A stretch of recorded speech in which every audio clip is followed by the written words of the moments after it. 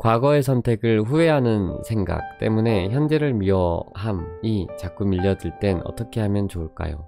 과거의 생각은 누구든 생각하지 않나요? 누구든 생각하는데 이랬으면 좋겠다, 저랬으면 좋겠다 라는 생각들을 하게 되죠. 생각하는 것 자체는 뭐 어쩔 수 없죠. 왜냐하면 그때 후회되는 것들이 있으니까. 저도 과거에 후회되는 것들이 많아요. 그런데 후회되는 것들은 시집의 제목처럼 지금 알고 있는 것들을 그때도 알았더라면 이 제 마음을 다 말해주는 것 같아요. 왜냐하면 내가 참 미성숙했구나 라는 것들을 자주 생각하거든요. 난 너무 미성숙했구나. 그때의 나이에는 어쩔 수 없다라고 말을 할 수 있지만 그럼에도 불구하고 내가 미성숙했기 때문에 왜 내가 그때 그런 말을 했을까? 내가 왜 그때 그런 행동을 했을까? 이런 것들이 후회로 남을 때가 많아요. 잘못했으니까, 실수했으니까 후회가 남는 거죠. 그런데 선택에 있어서는 저는 후회하지 않았으면 좋겠다라는 생각이 들어요. 물론 잘못된 선택들이 있을 수 있지만 만일에 그 선택으로 돌아갔을 때, 제가 결혼을 배우다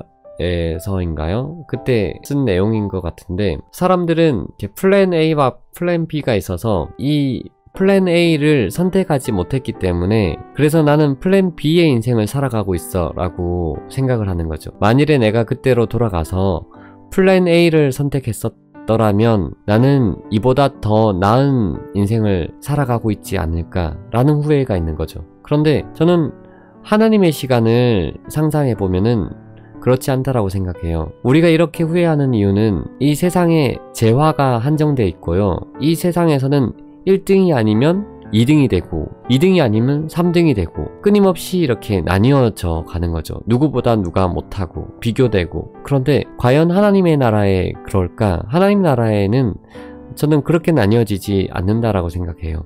하나님께는 재화가 한정되어 있지 않고 하나님께는 플랜 A와 플랜 B라는 게 따로 있지 않을 거다라는 거죠. 물론 선택을 할 때 하나님이 더 기뻐하시는 선택들이 있을 수 있고요. 하나님이 원하시는 선택들이 있을 수 있지만 우리가 그보다 못한 선택을 한다라고 해서 너는 이제 플랜 B의 인생을 살아야 돼 라고 이야기하시는 것이 아니라 그 결정에 맞게 하나님은 그 플랜 B에 맞는 가장 좋은 것으로 우리 가운데 다시 인생의 그 줄기들을 인생을 엮어나가실 거라는 거죠. 하나님의 시간을 걷다라는 이 책에서도 제가 이야기하는 것은 뭐냐면 우리가 하나님의 주권에 대해서 어떻게 생각하는가예요. 내가 인생을 망쳤다라고 해서, 내가 인생을 실수했다라고 해서 과연 하나님이 너의 인생은 끝이 났어, 너의 인생은 이제 버려진 거야, 너는 이제 놔두고 나는 이제 조금 더 나은 선택을 하는 사람을 찾아갈 거야 라고 하는 건요, 마치 어떤 점집에 어떤 무당이 모시는 잡신인 것 같은 거잖아요. 그 신에게 잘 보이기 위해서 그렇게 하는 게 아니라 우리가 믿는 그 하나님은 어떤 분이신가 라는 거예요.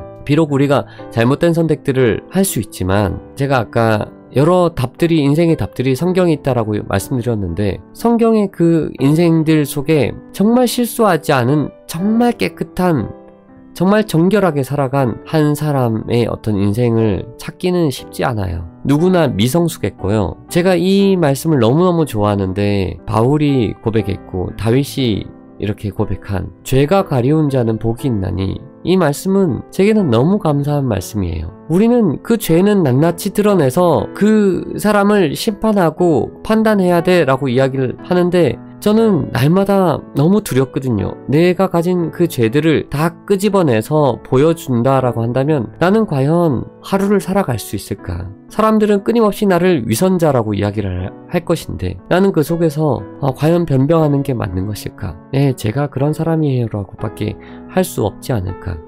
그런데 죄가 가리운 자는 복이 있나니, 하나님의 은혜 속에서 우리는 한 사람 한 사람 그저 살아가고 있을 뿐이지 얼마나 더 나은, 얼마나 더 최선의 인생이 있는지는 모르겠지만 저는 그럼에도 불구하고 오늘을 살게 하신 하나님께 얼마나 감사한지. 선택과 결과에 집중하다 보면 내 인생에 하나님이 희미해지고 저의 실수만 더욱 선명해지는 것 같아요. 맞아요. 당연히 우리의 존재이니까 우리를 보게 되지만 과연 나는 내 시선이 어디를 향해야 하는가? 김명선 간사, 그 명선이의 노래처럼, 시선이라는 노래의 가사처럼 나의 눈을 들어서 이제는 우리가 어디를 바라봐야 할 것인가 생각하면 좋을 것 같아요.